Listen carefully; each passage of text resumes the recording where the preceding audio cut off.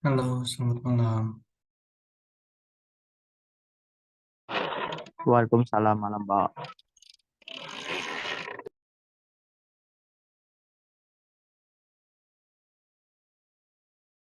Kita mulai aja kali ya, sambil nunggu yang lain ya.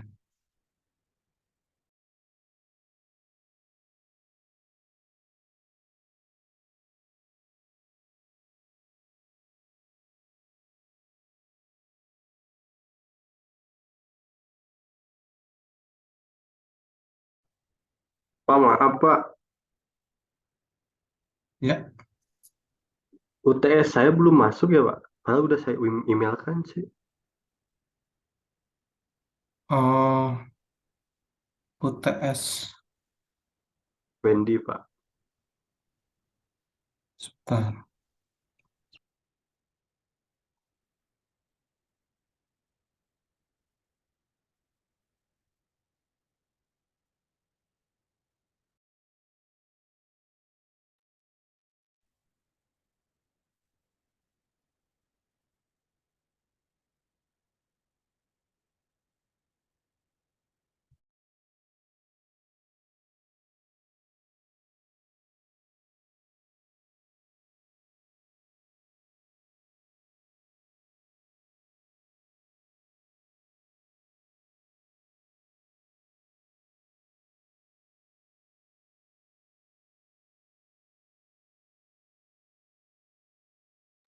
Mas Wendy nggak ada masalah sih UTS-nya.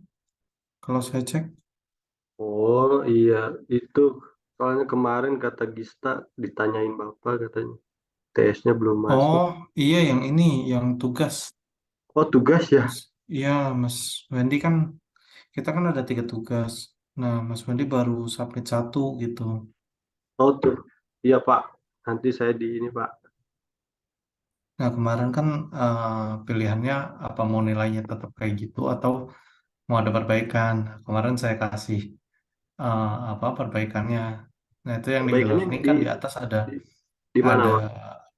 referensi. Sebentar ya.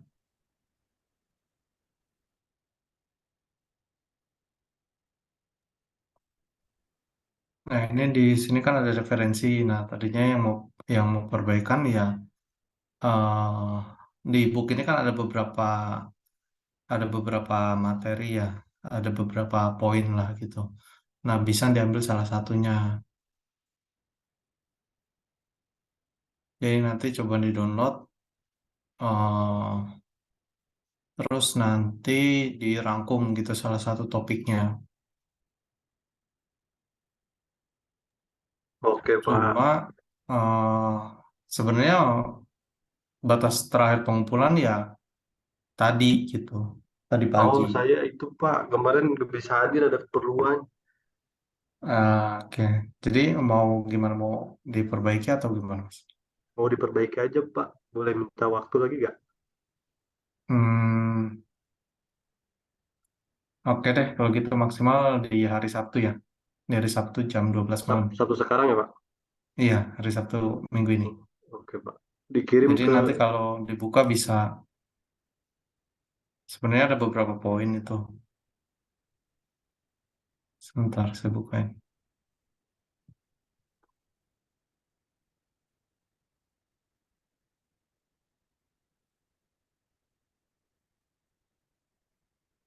Iya, Mas Ridwan udah saya terima sih.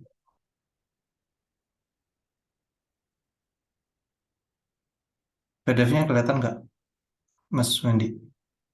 Kelihatan Pak. Oke, nah. Sini ada banyak topik ya. Satu, dua, tiga, empat, lima, enam, tujuh, sampai, sebentar, sampai 12 kalau nggak salah. Nah, ini salah satu topiknya, silahkan dipilih nanti dirangkum gitu. Dalam Nah, bentuk nanti itu PDF Pak, sebagai, dikumpulkannya. kenapa? Dikumpulkannya dalam bentuk PDF lagi. eh iya, dalam bentuk PDF sih gitu. Jadi rangkuman salah satu topik aja sih. Karena ini sebenarnya satu topik panjang pembahasannya. Tuh. Oh iya. Oke, oke, Pak. lumayan panjang. Jadi bisa dirangkum. Dirangkumnya dalam artian ya diketik pakai bahasa sendiri ya, nggak yang eh, copy paste, translate, di paste lagi gitu. Oh, bahasa Ya, sendiri gitu ya, Pak. ya cukup ya, sampai satu ya. Insya Allah, Pak. Oke, siap. Oke, diusahakan ya Mas ya. Boleh minta email Bapaknya lagi nggak, Pak? Boleh.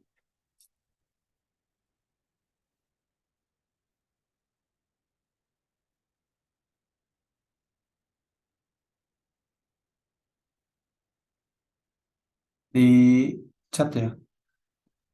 Oke, Pak. Terima kasih. Ya, sama-sama. Oke,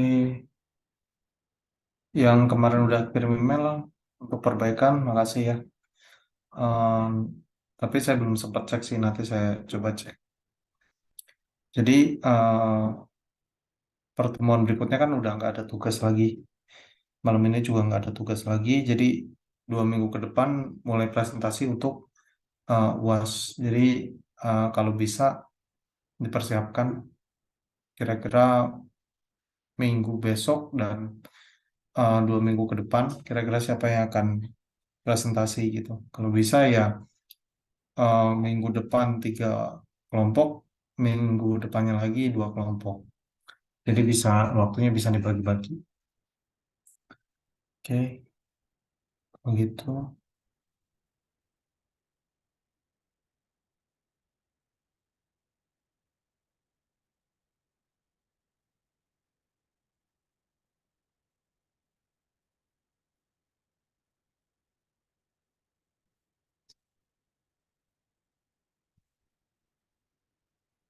Baik, saya mulai. Assalamualaikum warahmatullahi wabarakatuh. Selamat malam semuanya.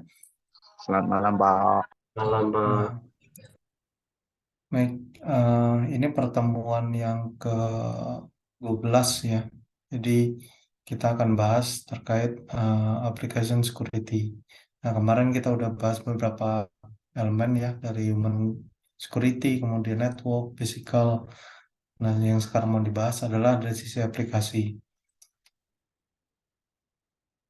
Nah, yang akan kita bahas juga itu ada kaitannya dengan software development vulnerability. Di sini ada contoh ya. Jadi eh, di sini ada perusahaan. Perusahaan ini bergerak di bidang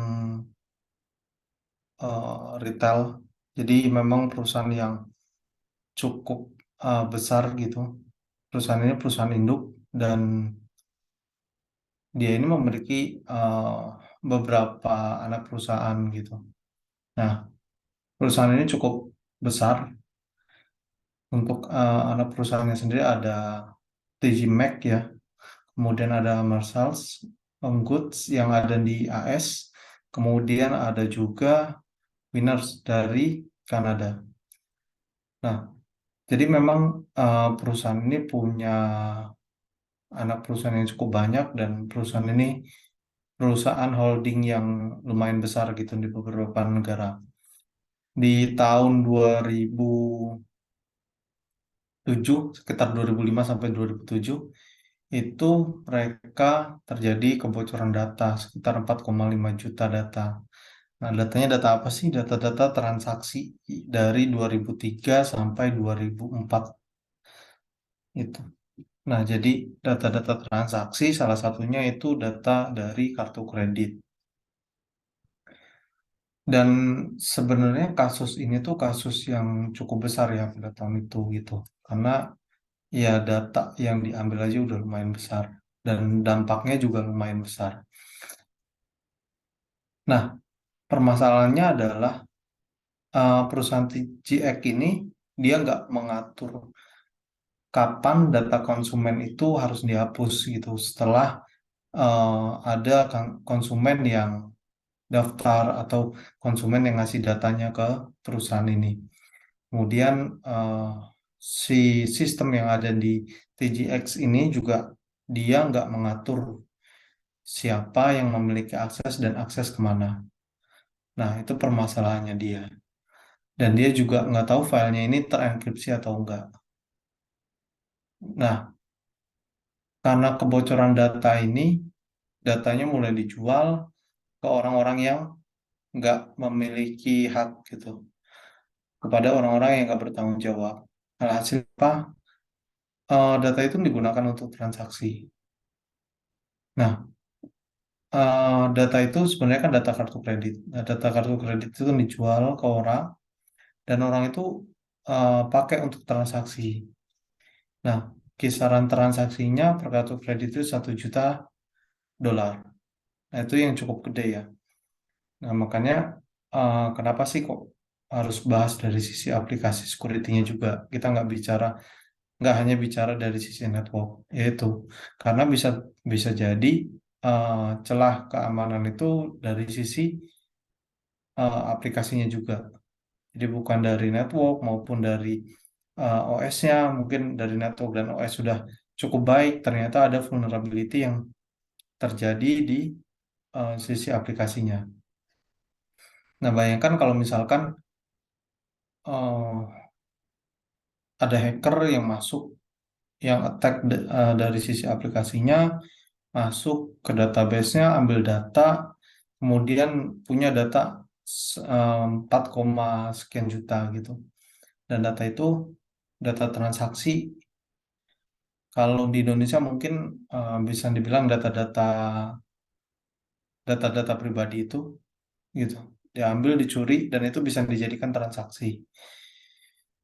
Ya, cukup dengan modal mungkin beli data dari hacker atau attacker, dia bisa melakukan transaksi yang cukup besar. Nah, dampaknya ya cukup besar juga gitu buat kita yang punya kartu kredit. Nah, akhirnya karena kejadian itu, si bank ini mengeluarkan kartu kredit baru gitu untuk pencegahan penggunaan dari kesalahan yang terjadi. Dan untungnya dari 45, sekian juta itu ada beberapa kartu kredit yang emang diambil diambil dan ternyata ya sudah expired kartunya. Untungnya itu karena memang pencuriannya di sekitar tahun 2005 sampai 2007. Sedangkan data yang diambil adalah data dari 2003 hingga 2004. Tuh. Jadi sebenarnya imbasnya nggak cuma dari seseorang itu gitu yang punya kartu kredit, tapi ke eh, instansi-instansi yang mengeluarkan kartu kredit itu. Tuh. Jadi eh, kemudian ada juga berita yang memberitakan kalau salah satu penyebab dari kebocoran data itu karena si hacker memiliki perangkat untuk dekripsi dari enkripsi yang digunakan oleh si TGX itu. Nah, jadi sebenarnya ini cukup besar ya perusahaannya. Jadi kayak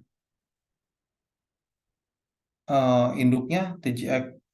Nah, ini dari anak-anaknya. Jadi TGX, TG Max, kemudian Marshall, Home Goods. Jadi eh, dan ini tersebar di beberapa negara gitu. Itu salah satu contoh dari kegagalan aplikasi security ya. Jadi perusahaan retail yang mengoperasikan lebih dari 2.000 toko dengan beberapa merek. Nah, tadi TG Maxx, Marshalls, Winner, HomeSense, dan lain-lain gitu. Dan ini tersebar di beberapa negara. Laporan pelanggaran yang tadi saya ceritakan di tahun 2007, kemudian diumumkan data penjualan 2003 hingga tahun 2006. Jadi ini data transaksinya dari 2003 sampai 2006. Terekspos 54 juta. 54 sampai sekian 54, sekian juta. Nomor kartu kredit dan debit yang telah dicuri. Selain data kartu kredit, ada data 455.000 catatan berisi informasi identitas. Kira-kira kalau di Indonesia nih kartu identitas gitu, data identitas, kira-kira bisa dijadiin apa aja sih? Apa sih manfaatnya kalau misalkan ada kita punya data identitas orang lain?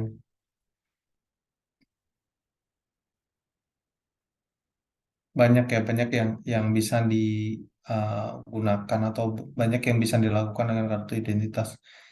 Ya ujung-ujungnya ya pasti eh, terkait keuntungan gitu ya. Terkait keuntungan dari sisi finansial maupun eh, dari sisi material yang lain gitu. Jadi sebisa mungkin eh, data itu dijaga dengan baik. Nah, makanya penting ya eh, aplikasi atau mungkin kita sebagai developer sistem gitu. Nah, harus menjaga data customer dengan sebaik mungkin gitu. Jangan sampai ada kebocoran data ataupun data itu bisa diakses oleh orang lain. Karena ya kita sendiri tahu gitu, kalau misalkan data itu nyampe jatuh di tangan orang yang tidak bertanggung jawab, ya banyak banget kerugiannya. Nah, lanjut ke TJX ini. Jadi awal mula serangan dilakukan pada jaringan nirkabel untuk berkomunikasi antar perangkat pengecek harga. Jadi perangkat kasir komputer ya, komputer kasir dari si TJX ini, kemudian mesin kasir dan komputer toko toko retail. Nah, dia menggunakan sistem enkripsi WP yang ternyata protokol enkripsi yang WP ini sudah ketinggalan zaman dengan kelemahan yang terkenal yang dianggap usang dalam tahun 2002 gitu. Nah, dari tadi celah yang tadi eh, si attacker ini bisa memperoleh akses ke sistem pusat. Mereka masuk dan membuat akun sendiri dan mengakses data yang dicuri dari internet. Ya, namanya juga jaringan gitu, sistem jaringan. Kalau misalkan kita udah bisa masuk ke salah satu jaringan, ya kita bisa coba akses-akses dari sisi aplikasinya juga. Ini dapat disebabkan kurangnya firewall dan enkripsi pada jaringan sensitif dari jaringan. Dari kasus ini kita dapat melihat contoh keamanan jaringan yang sampai sekarang sering terjadi.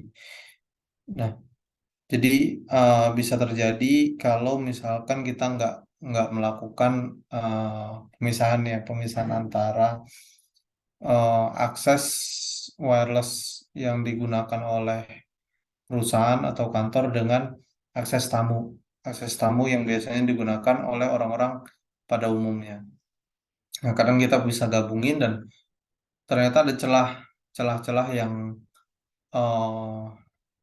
bisa dengan mudah diakses gitu dari bahkan datanya sendiri ada di sekeliling kita gitu. Kalau kita misalkan akses si wirelessnya. Nah, makanya eh, sebisa mungkin akses antara publik dengan akses dengan wireless perusahaan itu dipisahkan. Dan kalaupun lebih baik lagi, eh, setiap tamu yang masuk diberikan wireless khusus untuk tamu dan untuk loginnya sendiri eh, tetap walaupun tamu harus diberikan akses login gitu. Minimal kita mengurangi dari masalah yang terjadi. Kemudian selain itu juga kita bisa pasang ya beberapa cara lain yaitu pemasangan firewall dan sebisa mungkin dienkripsi data-data yang sensitif seperti kayak misalkan password jangan sampai eh, nggak dienkripsi gitu. Jadi benar-benar kalimat ataupun password yang bisa dibaca dengan mudah.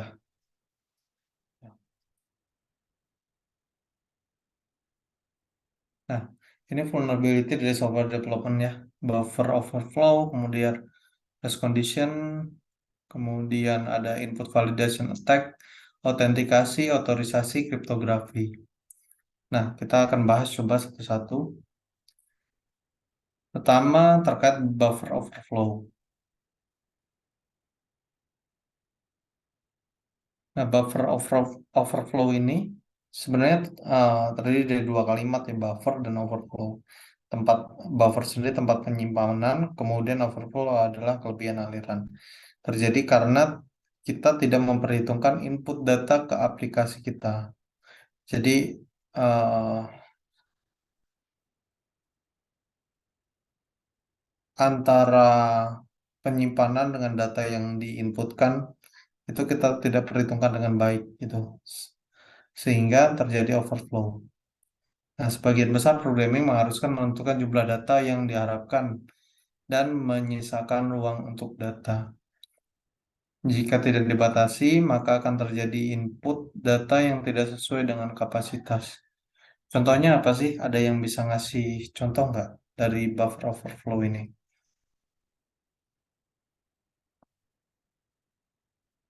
Mungkin teman-teman ada yang udah belajar terkait basis data?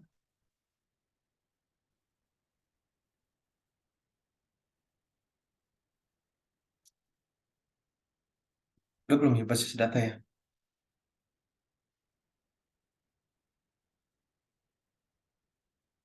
Basis basis basis data sudah Pak, sudah mempelajari.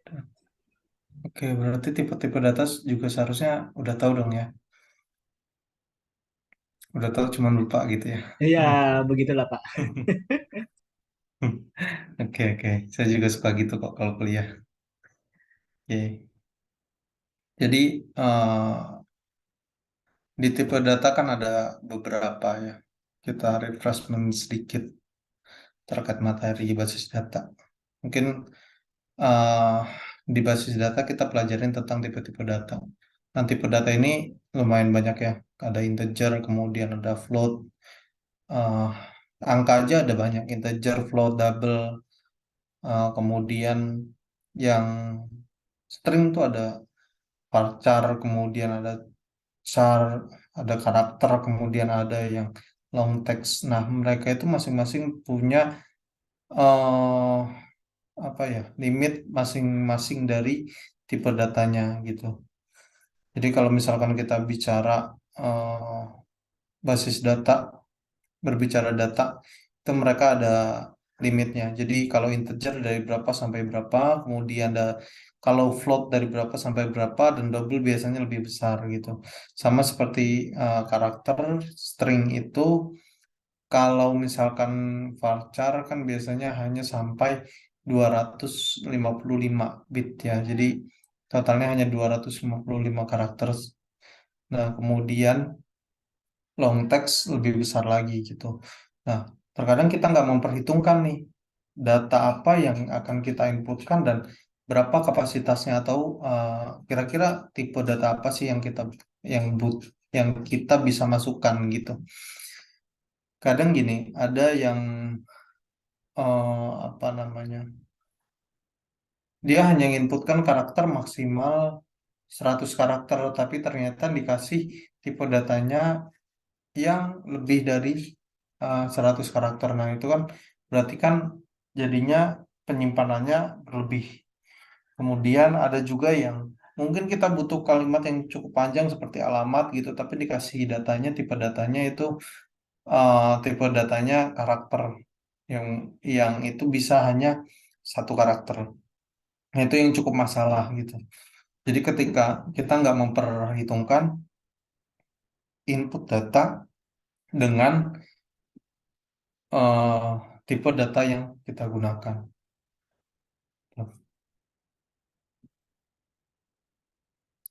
Nah, kemudian ada rest condition. Kondisi di mana terjadi proses yang bersamaan yang dilakukan karena sharing akses ke berbagai akun. Misalnya, jika Anda mengupdate nilai mahasiswa secara normal terjadi ambil data, tampil nilai, ubah nilai, simpan nilai baru. Jadi gini, eh biasanya ini terjadi ketika usernya yang apa ya, yang malas gitu, malas ngehubungin dari sisi administratornya. Kalau misalkan dia harusnya masuk hari ini ternyata cuti. Nah, kerjaannya kan dialihkan ke orang lain. Nah, orang lain ini eh, dia harusnya punya akses sendiri gitu. Tapi ternyata karena males hubungin administrator dan berurusan sama orang administrator, akhirnya dia pakai akses rekannya gitu. Nah, ini yang jadi masalah sebenarnya. Jadi satu akses dipakai oleh dua orang. Nah, ketika kedua orang itu melakukan update secara bersamaan, maka akan terjadi masalah gitu. Seharusnya si A update dan itu selesai segitu semua proses, tapi ternyata si B juga ikutan update. Jadi ada masalah dari datanya. Nah, secara normal kan kalau fungsinya update berarti ambil dulu datanya, kemudian ditampilkan data yang sekarang, dirubah nilainya, kemudian disimpan nilai baru. Nah, ini akan terjadi masalah ketika dilakukan bersamaan oleh dua orang gitu. Bisa jadi ini input angka satu, satu orangnya lagi input angka dua gitu. Nah, orang ini akan bingung nanti ketika update bersamaan. Kok inputnya angka satu, tapi kok outputnya jadi angka dua. Nah, itu bisa jadi masalah atau vulnerability dari sisi software development. Nah, makanya di beberapa aplikasi itu di set tidak boleh lebih dari satu orang yang mengakses. Jadi kalau misalkan teman-teman akses apa namanya aplikasi WhatsApp, biasanya hanya bisa dibuka oleh satu akun gitu. Kalau misalkan satu akun dibuka lagi di handphone lain, biasanya handphone satunya akan logout. Jadi itu salah satu cara untuk menghindari vulnerability ya. Ini sebenarnya case yang simple. Case yang lainnya itu kalau misalkan uh, aplikasi Android yang memang dia aplikasi Android yang memang dia ada transaksi keuangannya. Nah, itu yang nanti akan jadi masalah. Kenapa ketika kita login di satu handphone dan ternyata handphonenya hilang gitu. Kemudian kita nganggap sepele dan itu nggak di apa ya, nggak ditangani, nggak dihandle dengan baik. Nah, akhirnya dia eh, menyepelekan itu, akhirnya dia beli handphone baru dan login lagi.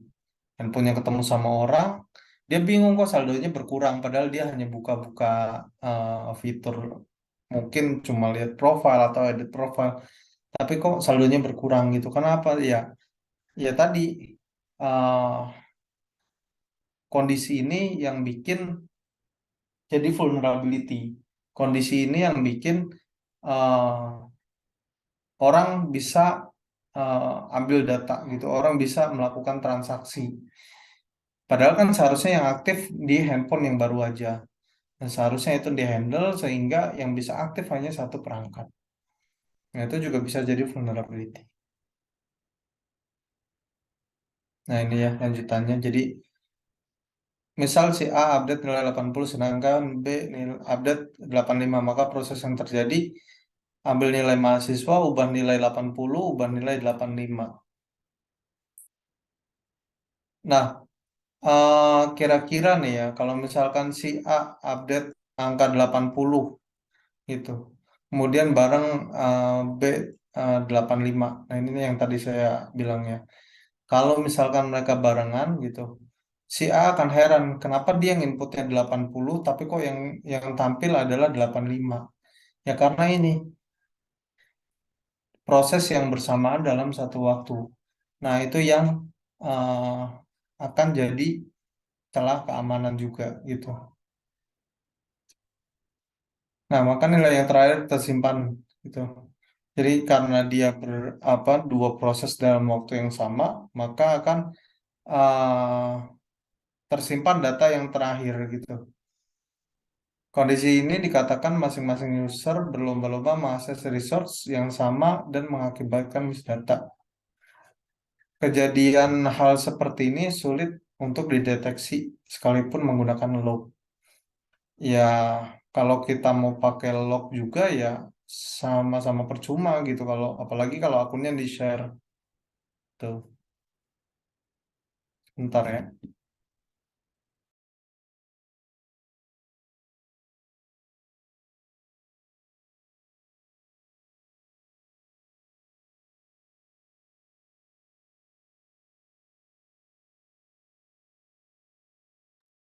Nah, perlu penanganan khusus dari sisi software development untuk mengatasi kejadian ini.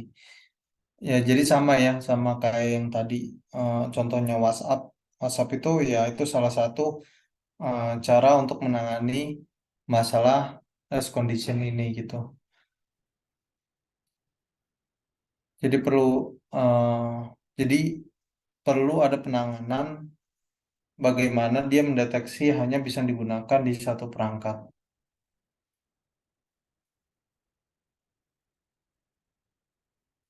Kemudian ada input validation attack. Nah, ini biasanya paling sering-sering terjadi ya kalau kita nggak nge-handle gitu. Salah satu jalan untuk menyerang sistem aplikasi ada pada input. Jika tidak melakukan validasi pada input, bisa saja terjadi penyerangan yang tidak terduga. Bisa saja penyerang memasukkan skrip yang membuat aplikasi tidak berjalan dengan baik. Masalah yang sering terjadi adalah skrip yang berbentuk string. Nah, eh, kita sendiri tahu ya banyak sistem atau banyak aplikasi yang emang terbuka untuk customer. Tanpa perlu login, sekalipun login juga ada beberapa, biasanya kan biasanya menemukan input-input yang akan kita gunakan gitu. Jadi kayak eh, minimal kita akan register gitu.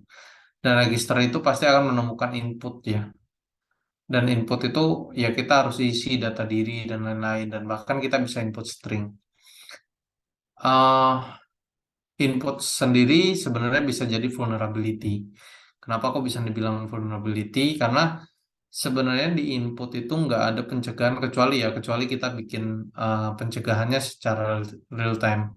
Tapi biasanya itu jarang banget ada validasi secara real time. Biasanya setelah kita klik submit baru ada namanya validasi.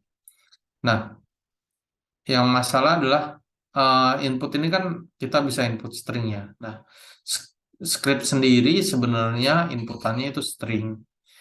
Kalau misalkan kita nggak handle terkait script ini ya bisa aja keinjek script ya, yang akhirnya sistem atau aplikasi yang kita buat nggak berjalan dengan baik. Tuh. Mungkin yang seharusnya bahkan tampilan sendiri bisa diubah dengan kita memasukkan script di input. Kalau misalkan kita nggak di handle dengan baik ya otomatis eh, sistem kita bisa masalah gitu.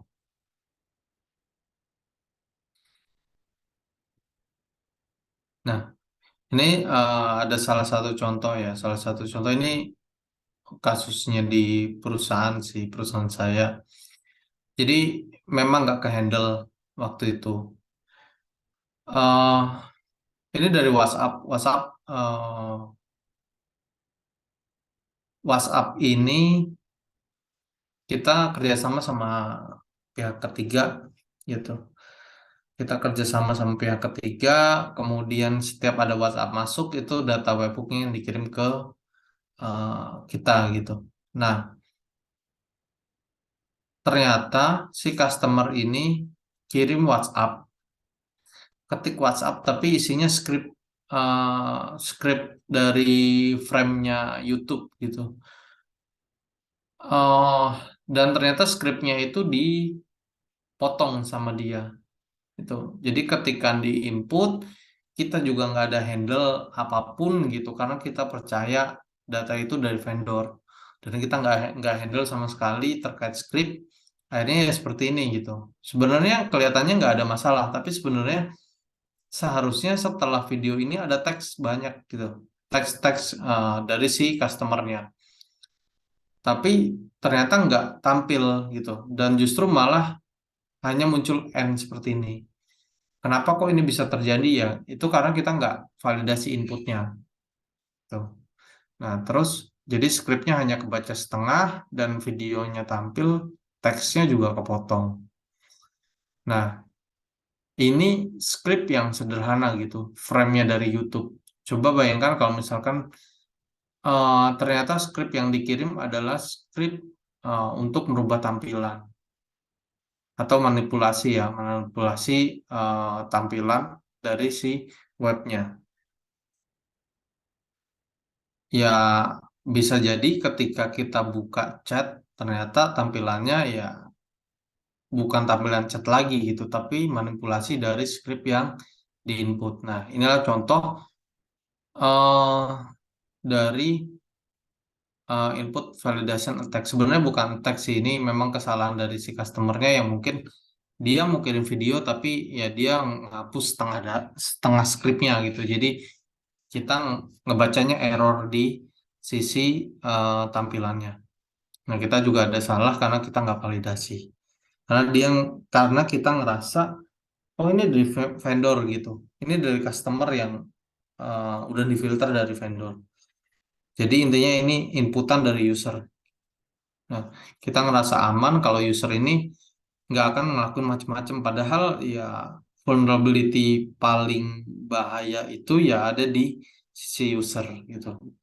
Makanya jangan terlalu menggampangkan user yang menggunakan sistem kita.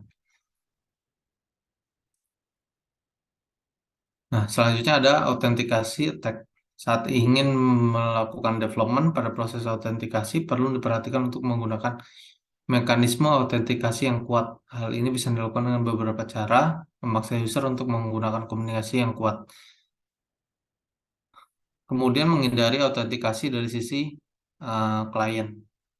Nah, jadi uh, misal kita mau development software, mau development aplikasi.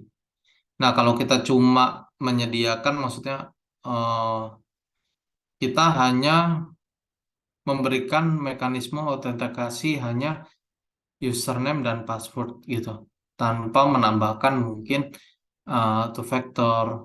Kemudian kita juga nggak ada validasi kalau si passwordnya itu panjangnya minimal 6 atau minimal ada karakter khusus yang diinputkan gitu. Nah, kita nggak buat tuh yang kayak gitu. Bisa aja jadi vulnerability. Kenapa kok bisa dibilang jadi vulnerability? Ya, karena eh, bisa dibuat misalkan, jadi orang kan bisa register dengan password yang mungkin satu angka aja gitu. Misalkan admin@admin.com, passwordnya cuma angka satu gitu. Nah, itu kan orang aja cukup nebak aja, nggak perlu. Mungkin orang yang lagi mau login terus di belakangnya ada orang yang ngintip, oh username-nya admin.admin dan ngelihat passwordnya cuma satu angka, ya dia bisa dengan mudah gitu. Apalagi kalau misalkan nggak ada pembatasan login atau misalkan eh, ada kalau ada kesalahan 3 kali ya user itu di lock tuh. Kalau misalkan itu mekanisme kayak gitu nggak ada ya itu bisa jadi vulnerability. Orang bisa jadi gampang masuk ke sistem kita. Itu dari sisi autentikasi. Kemudian dari authorization. Di otorisasi, sama seperti proses autentikasi, menempatkan otorisasi di sisi klien adalah hal yang cukup buruk. Jadi, maksudnya di sisi klien ini, sama ya, kayak ini, menghindari autentikasi dari sisi klien. Maksudnya dari sisi klien tuh gini, eh kadang ada aja orang yang hardcode gitu. Ada aja orang yang naruh username dan passwordnya di sisi klien atau di sisi browser.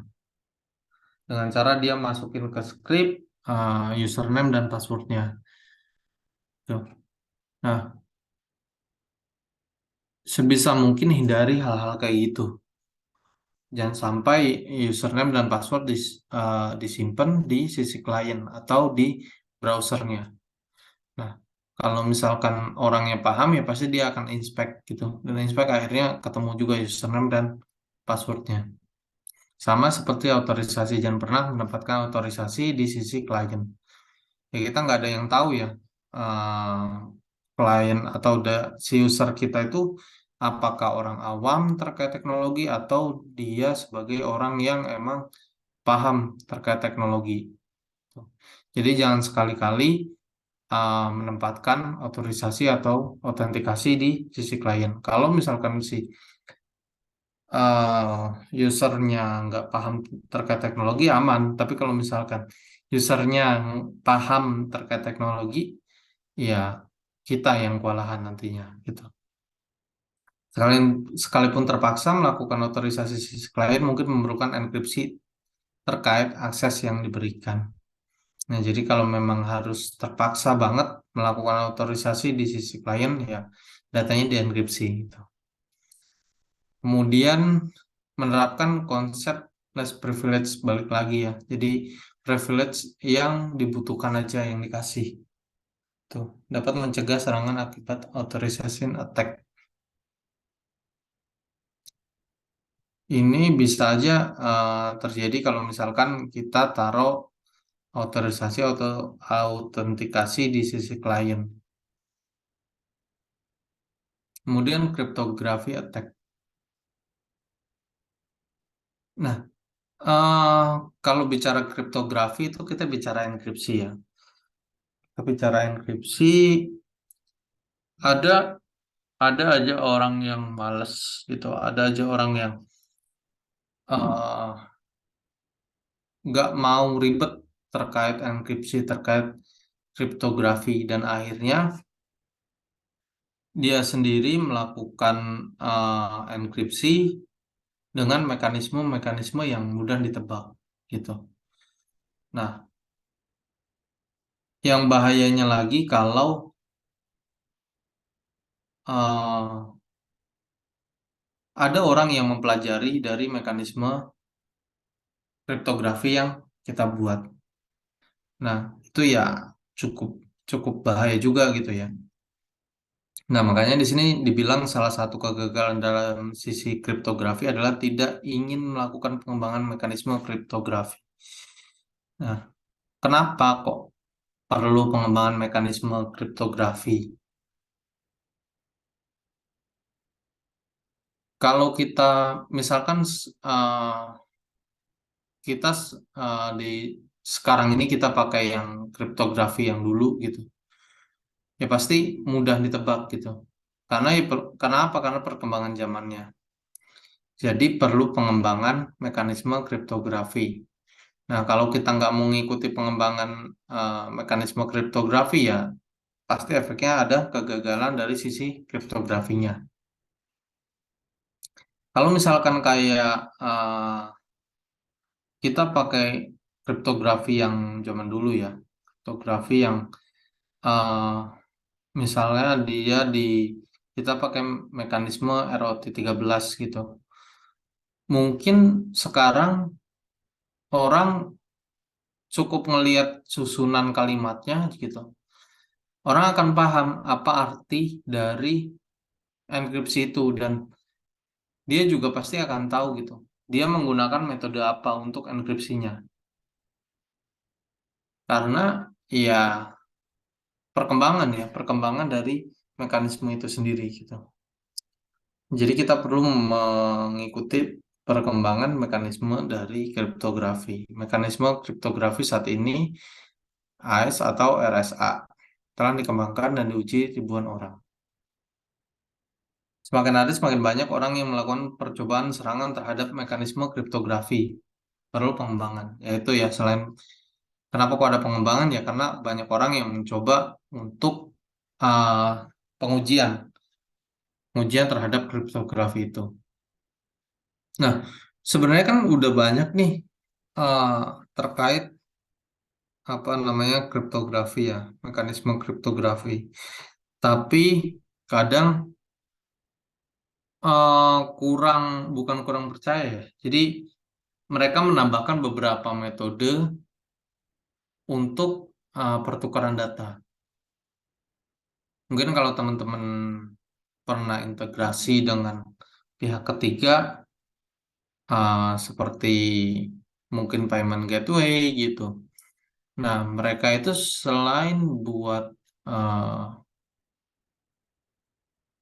apa namanya, buat enkripsinya, si datanya itu dienkripsi, mereka juga bikin signature ya, signature yang memastikan bahwa data yang dikirim itu tidak ada perubahan atau intercept. Ya. Jadi mereka menggunakan kriptografi dan mereka kombinasikan beberapa kunci untuk dienkripsi dan kunci itu digunakan untuk dekripsi lagi. Nah itu. Jadi karena memang ada pengembangan dan pengujian terhadap kriptografi, ya banyak orang yang mencoba juga untuk mengamankan lebih lebih detail lagi ya, selain hanya memanfaatkan kriptografi, mereka juga buat mekanisme sendiri yang hanya tahu dari sisi klien dan sisi si servernya gitu.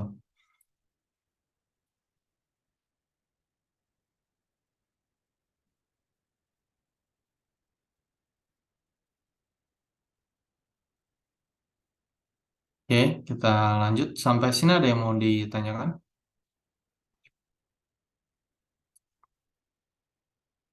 Pak. Saya mau nanya Pak, boleh? Ya, Tentang itu Pak, keamanan yang dua muka itu. dua muka gimana ya? Sekarang kan banyak tuh seperti YouTube, terus email juga harus dua kali tuh. Ininya eh apa? yang two factor maksudnya? Untuk login. Iya. Itu tuh keuntungannya tuh gimana ya Pak? Kalau hilang kan biasanya kalau hilang HP tuh hilang HP-nya Yang nggak bisa dimaksud digunakan dong ya yang emailnya seperti two itu. factor ya? Ya, Ya sebenarnya untuk yang two factor ini, jadi dia tuh sebenarnya penguat ya, penguat dari sisi sistem autentikasinya. Nah, kenapa kok mereka menggunakan two factor? Karena gini, kalau misalkan kita punya login gitu, kita punya login, terus ada orang yang mungkin tiap harinya ngeliat gitu ketika kita login, dan katakanlah akses kita diambil sama orang tersebut, gitu. Dan orang tersebut bisa login. Nah, kalau kita nggak gunakan two factor, pasti kan otomatis ya udah akun kita pasti kebuka gitu, diambil sama orang itu, diambil alih lah intinya gitu. Nah, tapi kalau dengan ada two factor, ketika dia bisa ambil alih login gitu, nah dia akan verifikasi lagi gitu ke kita, benar nggak sih kalau itu kita. Nah, itu sebenarnya tingkat keamanan yang cukup baik juga gitu. Kalau kita bisa menerapkan seperti itu di sistem kita, ya kemungkinan untuk eh, akun berpindah tangan itu cukup kecil ya, karena akan divalidasi lagi oleh orang. Sama seperti halnya OTP. Nah, kalau misalkan apa namanya,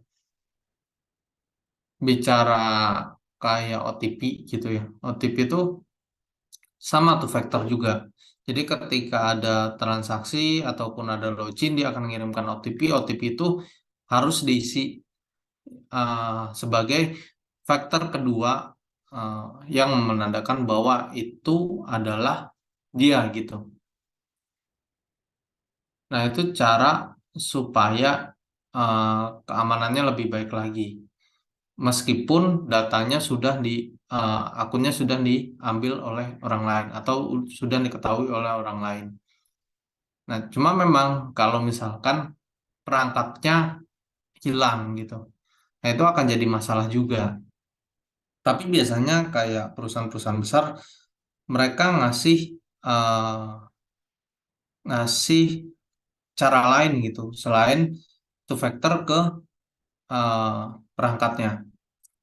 Dia juga biasanya kalau misalkan perangkatnya hilang, dia akan atau two factornya ternyata gagal berkali-kali, dia akan ngasih pilihan lagi gitu, pilihan lagi apakah ingin divalidasi dengan teknik lain atau dengan cara lain, entah itu validasi dengan email yang tertaut lainnya. Makanya kan kalau Gmail kita diminta untuk menautkan menautkan email lagi gitu kan. Nah, ya itu untuk fungsinya untuk jaga-jaga kalau device-nya si pengguna itu hilang gitu. Ya sama kayak penggunaannya OTP gitu. Kadang kita kan butuh OTP, ternyata OTP-nya nggak diterima beberapa kali. Kadang ada beberapa sistem yang memberikan pilihan lain nih. Kalau misalkan OTP-nya dia nggak terima-terima, ya dia apakah mau verifikasi menggunakan telepon ataupun mungkin dikirimkan ke email. Yaitu sama-sama two factor. Jadi biasanya ya akan ada pilihan lain kalau misalkan eh, device-nya hilang atau mungkin OTP-nya nggak masuk gitu. Nah, biasanya sistem akan memberikan pilihan lain. Makanya kita juga sebagai mungkin nanti yang akan menjadi software developer ataupun mungkin akan jadi software arsitek gitu. Nah, itu harus memikirkan hal yang kayak gitu, yang dibicarakan sama Mas Wendy. Jadi harus dipikirkan eh, boleh kita pakai atau kita develop terkait two factor. Tapi kita juga harus pikirkan bagaimana kalau misalkan device-nya hilang ataupun OTP-nya tidak terkirim gitu kan. Atau dia nggak menerima two factor-nya. Apa yang bisa ditawarkan dari sistem itu selain itu. Tapi tetap eh, mempertimbangkan kira-kira orang lain bisa tahu nggak sih gitu. Kayak misalkan, kenapa sih kok eh, contoh kalau misalkan kita ke bank gitu, atau kita telepon bank deh, CS Bank gitu. Biasanya mereka akan validasi eh, terkait data diri. Nah, biasanya ditanya terkait nama ibu kandung juga kayak gitu. Nah, itu kan makanya kan eh, sebisa mungkin dijaga data kayak gitu. Karena data itu bisa dijadikan alternatif lain dari yang two factor tadi. Kalau misalkan contoh device-nya udah hilang, kita nggak tertaut sama email yang lain. Nah, bisa dipulihkan akunnya dengan cara menjawab beberapa pertanyaan seperti nama ibu kandung, mungkin ada kata kunci lain yang dimasukkan pada saat buat akun gitu. Tapi kalau itu lupa juga ya, ya udah, nggak ada lagi gitu caranya. Tapi biasanya pasti ada alternatif lain sih. Tuh, ada lagi?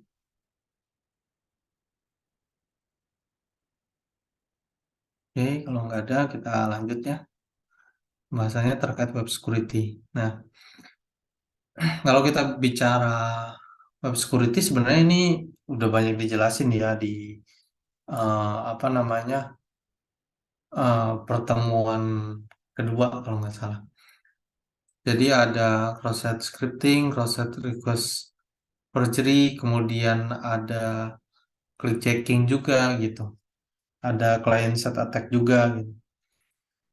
Nah ini ya, contohnya client side attack memanfaatkan kelemahan dalam perangkat lunak yang dimuat pada klien.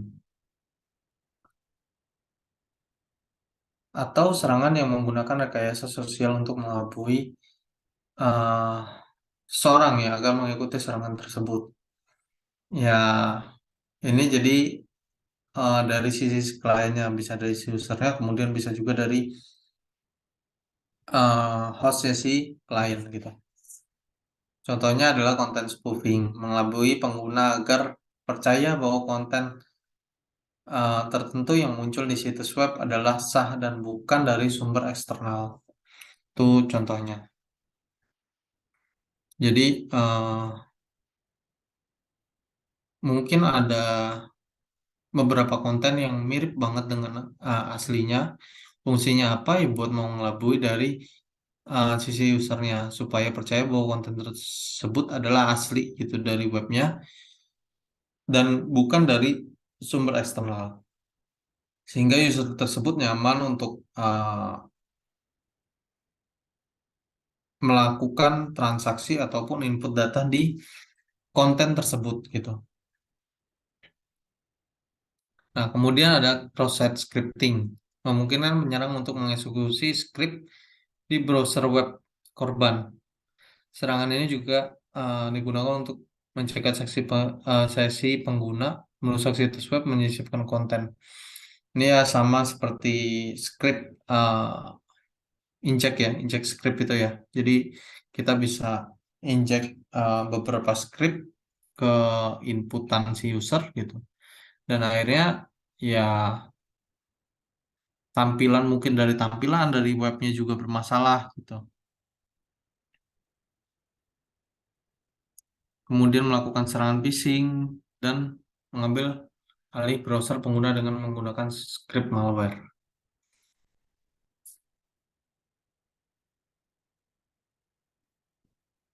Nah, tipenya dari cross-site scripting ini ada non-persistent, mengharuskan pengguna untuk mengunjungi tautan yang dibuat khusus yang berisi kode berbahaya.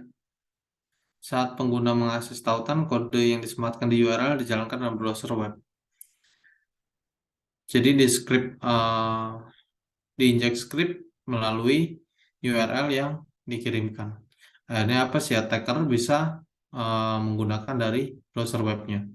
Kemudian ada persistent, menimbulkan kode berbahaya di situs web tempat kode tersebut disimpan. Target khas dari script lintas situs persistent untuk membuat penyerang termasuk posting papan pesan, email web, dan chat web gitu. Intinya sih dari cross-site scripting ini ya mereka menginputkan script yang akan berdampak pada sisi si kliennya, dari sisi webnya, web user gitu. Jadi ada beberapa cara, bisa dari URL-nya yang diinputkan, kemudian bisa juga dari uh, input uh, webnya itu sendiri gitu yang nggak dihandle sama sekali. Nah, contohnya seperti ini. Ini sebenarnya script yang benar-benar apa ya, simple ya, hanya uh, memberikan notif atau alert dari si JS. Nah, jadi ini bisa dimasukkan script ini ke inputan website gitu. Nah, ketika di-input ya, ketika di-load si tampilan tersebut ya dia akan tampil alert gitu. Jadi ini salah satu hal yang simple. Bisa jadi juga diinputkan script untuk merubah tampilan dari sisi webnya atau sering disebut DOM ya. Jadi manipulasi dari sisi tampilan websitenya menggunakan script JS. Itu yang simple dan banyak lagi cara yang bisa digunakan untuk inject script gitu, melakukan serangan dari sisi kliennya. Kemudian ada CSRF, ini adalah sebuah serangan yang membuat pengguna internet tanpa sadar mengirimkan request kepada suatu aplikasi website melalui aplikasi website yang sedang digunakan. Sehingga aplikasi tersebut mengeksekusi suatu tindakan yang sebenarnya tidak dikehendaki oleh pengguna internet. Pengguna internet bisa tanpa sadar mengirimkan request setelah mengklik exploit URL dan mengarahkan mereka ke suatu situs yang mengandung kode berbahaya.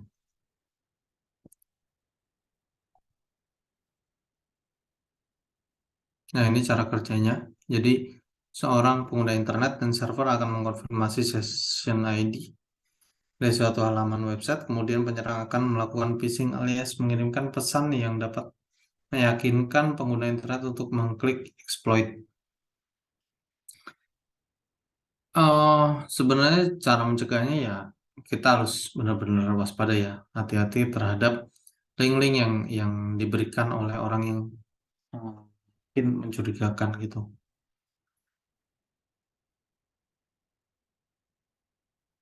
Nah, kalau misalkan kita udah nyampe kena exploitnya ya si attacker juga bisa mengirimkan perintah apapun sesuai keinginan penyerang. password dari akun pengguna pun secara otomatis berubah. Ya iyalah kalau karena semua uh, si web browsernya sendiri sudah diambil alih oleh attacker.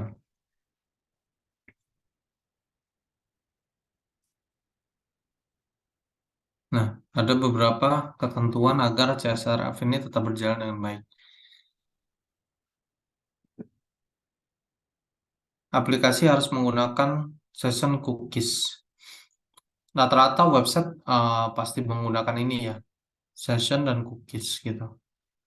Kalau nggak ada session kita nggak akan, saya belum tahu sih apakah ada cara lain untuk mengidentifikasi user selain dari menggunakan session dan cookies ini gitu.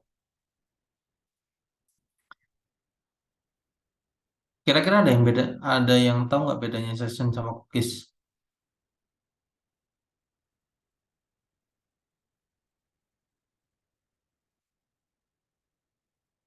Ada yang tahu?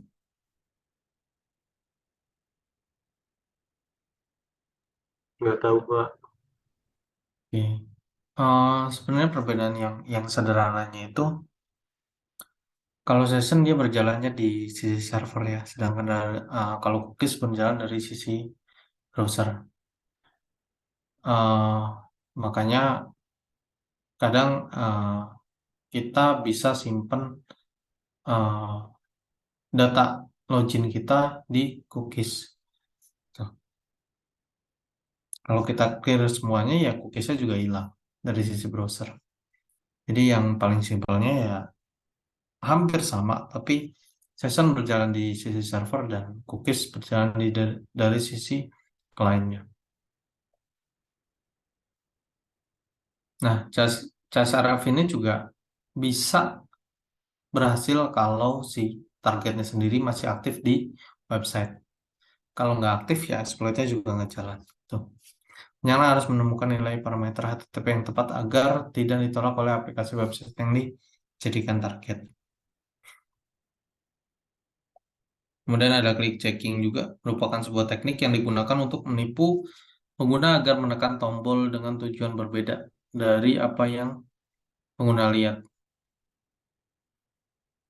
Jadi ini menyembunyikan sebenarnya button atau action atau CTA di suatu website dan akhirnya memaksa seseorang untuk akses ke website lain.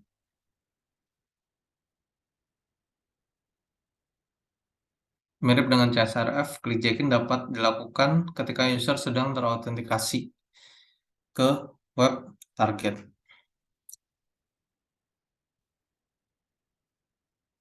Biasanya ini juga digunakan ya untuk menaikkan traffic juga gitu.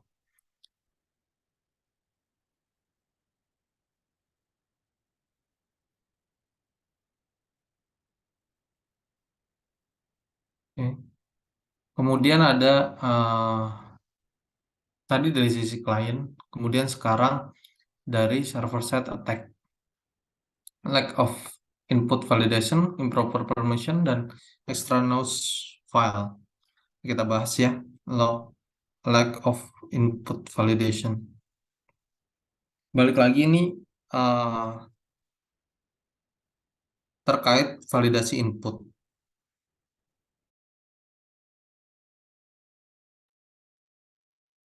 Jadi terkait dari sisi klien bisa melakukan validasi input, kemudian di sisi server pun seharusnya ada validasi input.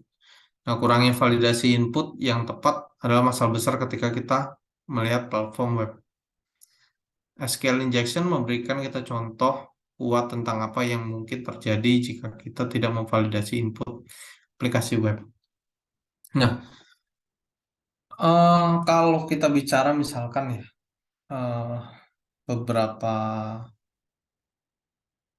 bahasa pemrograman, kita ambil contohnya PHP. PHP native kalau kita benar-benar nggak teliti, benar-benar nggak hati-hati gitu, bisa aja terjadi SQL injection. Kenapa kok bisa terjadi SQL injection? Ya karena kurangnya validasi dari sisi server. Jadi ada script SQL ternyata nggak divalidasi, akhirnya harusnya SQL-nya untuk eh, hanya menampilkan satu tabel, dia bisa diinjek untuk menampilkan tabel tertentu gitu.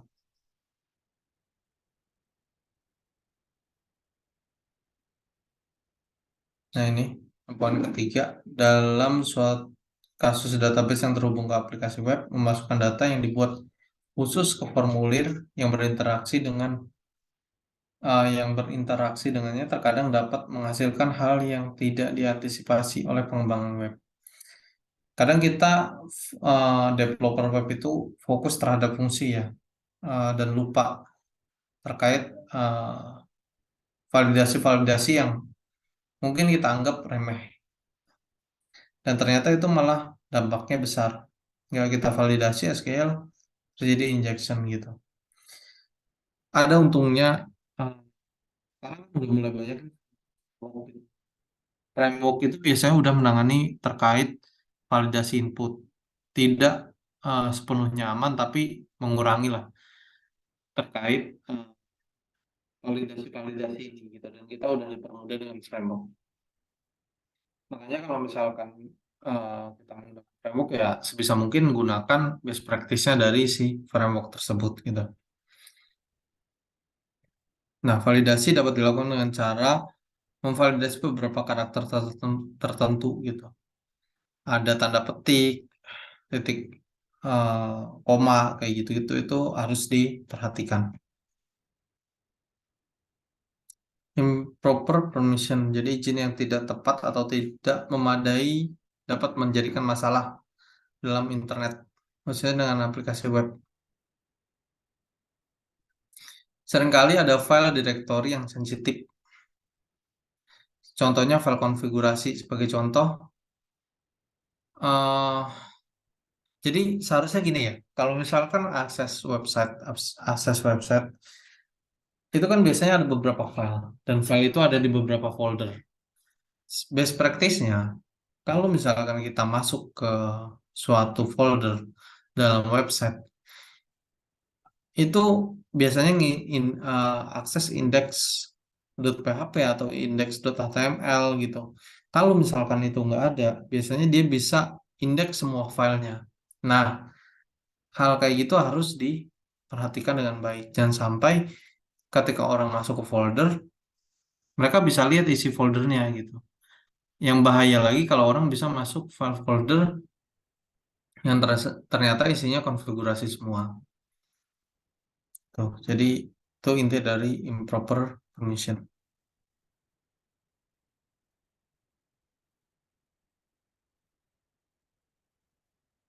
Biasanya terjadi karena kesalahan konfigurasi akses directory. Jadi yang seharusnya satu folder itu nggak bisa diakses, ternyata bisa diakses dan file list filenya tuh lengkap. Kemudian extraneous file saat melakukan migrasi dari environment development ke production, terkadang lupa membersihkan file-file yang sudah tidak terpakai. Nah, kadang malah di production pakainya environmentnya development, akhirnya errornya kelihatan dan kadang sampai scriptnya juga kelihatan gitu. Dan yang lebih parah lagi, isi database-nya ketika dibuat error ya tampil, dan itu file konfigurasinya lagi, data data dari database yang nyimpen data konfigurasinya.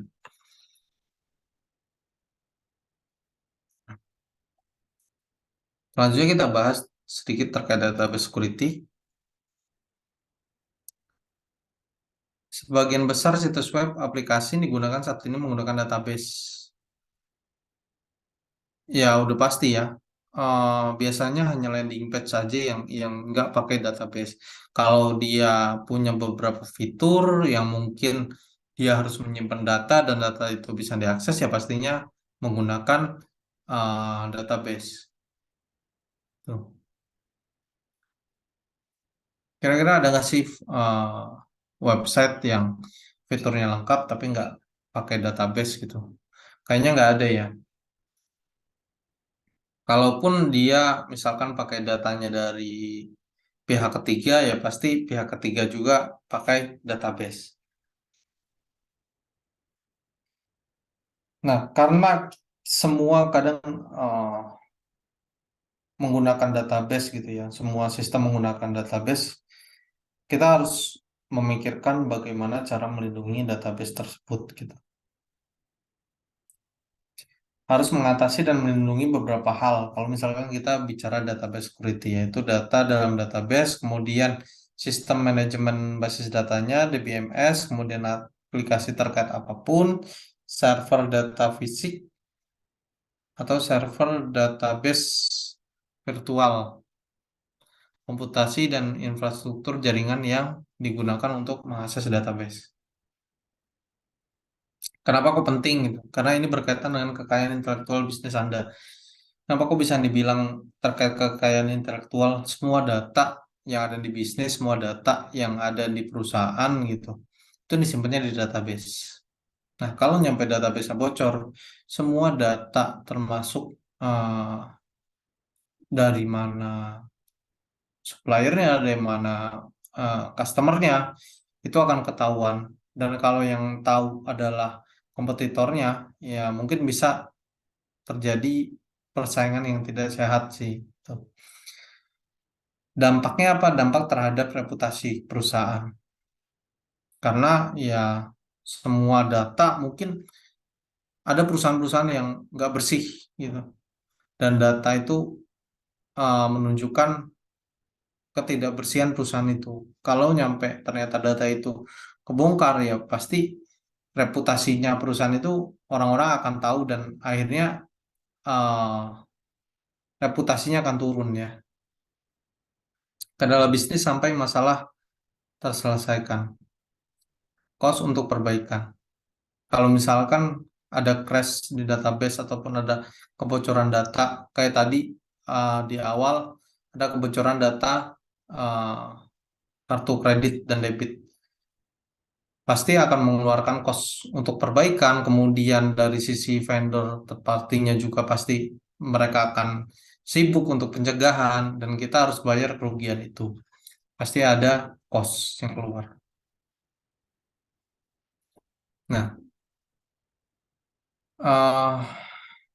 di sini ada kita akan bicara terkait threats ya, banyak kesalahan konfigurasi perangkat lunak, kerentanan, atau penyalahgunaan yang mengakibatkan pelanggaran. Berikut adalah jenis atau penyebab serangan keamanan database yang paling umum. Jadi ancaman dari orang dalam ya, insider threats. Ancaman orang dalam adalah salah satu penyebab paling umum. Nah, kenapa kok bisa terjadi? Biasanya karena banyak eh, karyawan yang memegang kredensial akses. Makanya biasanya kredensial akses database itu dipegang hanya satu orang. Dan kalaupun ada dan biasanya ada agreement ya antara si eh, pemegang kredensial ini dengan perusahaan. Jadi nggak bisa sembarangan orang gitu. Karena ya dia yang megang database, dia yang pegang semua kunci dari perusahaan. Itu yang jadi masalah. Kalau misalkan orang tersebut melakukan sesuatu. Kemudian ada juga human error. Nah, human error ya pasti dari sisi orang ya, dari sisi humannya gitu. Yang perilakunya membuat kecerobohan. Dan sebenarnya human error ini hampir setengahnya dari semua pelanggaran data yang dilaporkan. Jadi bukan bukan yang paling besar tuh dari sisi sistem ya, tapi dari sisi human ya. Balik lagi ke sisi human. SQL ataupun NoSQL injection. Ini yang tadi kita bahas, jadi penyisipan string ataupun eh, perintah-perintah SQL untuk menampilkan data dari sisi yang tidak diizinkan. Ada di DOS juga.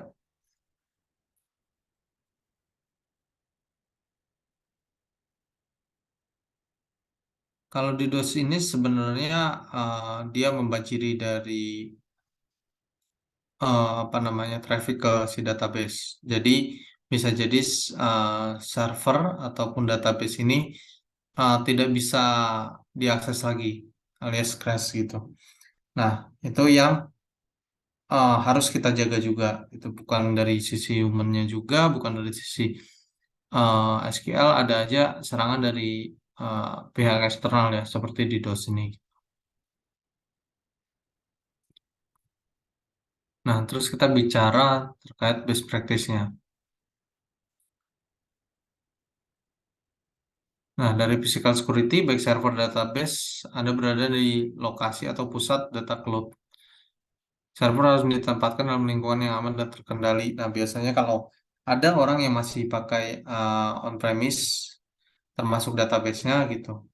Nah, itu harus benar-benar dipikirkan terkait lingkungan dari si sisi database-nya. Kemudian administratif and network access control, jumlah minimum pengguna yang harus memiliki akses ke database. Jadi jangan terlalu banyak, kalaupun emang butuh akses ke database, buatkan suatu sistem yang memang aksesnya pun dibatasi, gitu.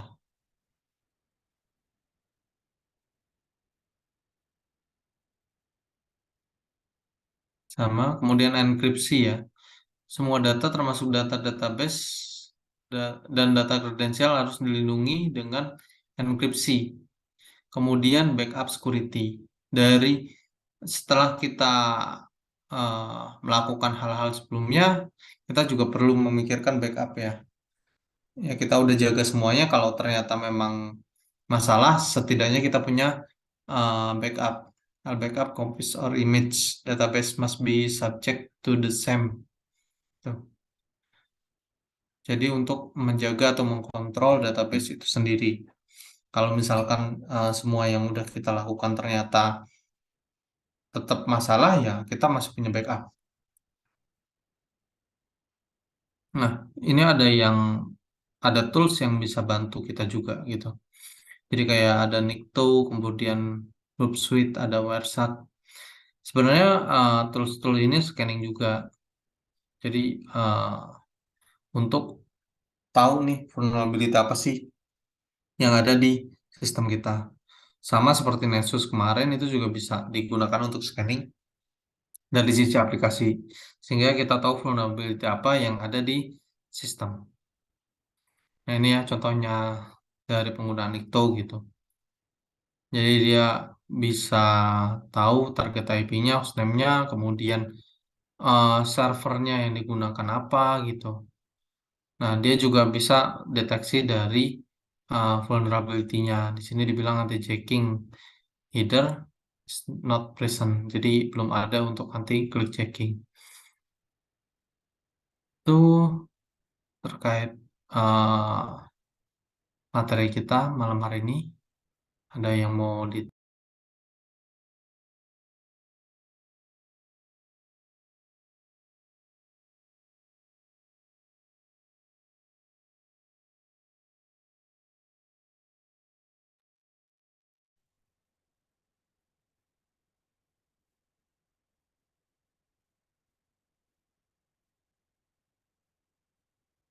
terkait materi kita? Ada yang mau ditanyakan? Oh, cukup. Sepertinya tidak ada, Pak. Cukup, Pak. Terima kasih. Oke, kalau tidak ada, kita absen. Eh, oh iya, mengingatkan sekali lagi, 2 minggu ke depan kita masih ada materi, dan 2 minggu ke depan juga mulai presentasi ya. Diusahakan minggu depan 3 kelompok, dan kemudian 2 minggu berikutnya eh,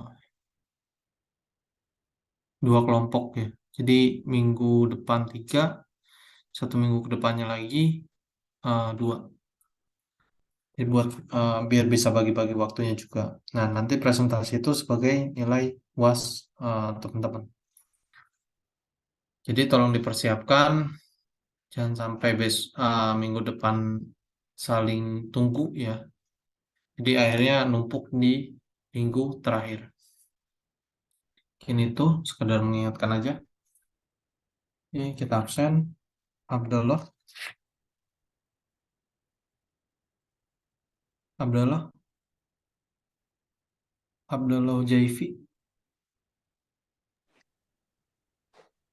Atta Sanugraha, Hadir, Pak. oke. Doni Wahyudi, Hadir, Pak. Hujan. hmm. Fadli, Marcelo, Fajar Kurniadi, Hadir, Pak. Nani Firdaus, Hadir, Pak. oke. Reza Nur Arifin, Hadir, Pak. Ridwan Prasetya,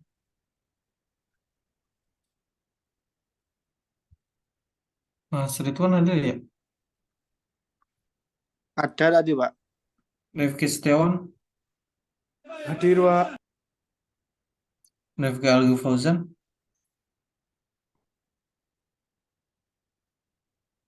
ada ya. Singgi Prasetyo,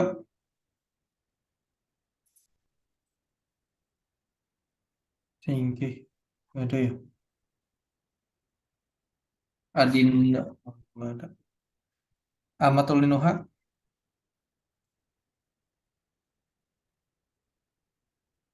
Andrian Satya Karim, nggak ada. Fikri Ahmad Mubarak, Fikri, Cuma M Soleh aja Pak yang ada Pak, yang hadir. oh, nggak ada ya berarti ya.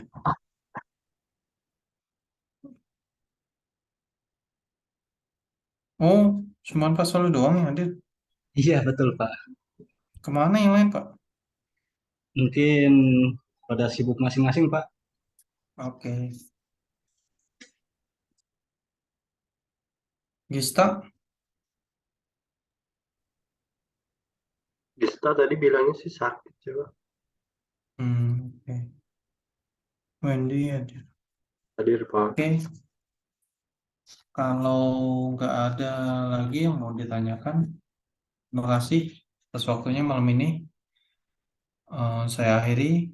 Assalamualaikum warahmatullahi wabarakatuh. Waalaikumsalam warahmatullahi Waalaikumsalam Selamat wabarakatuh. malam. Terima kasih, Makasih, Pak. Pak. Waalaikumsalam Ya, warahmatullahi sama-sama. wabarakatuh. Terima kasih, Pak. Selamat malam, izin live ya.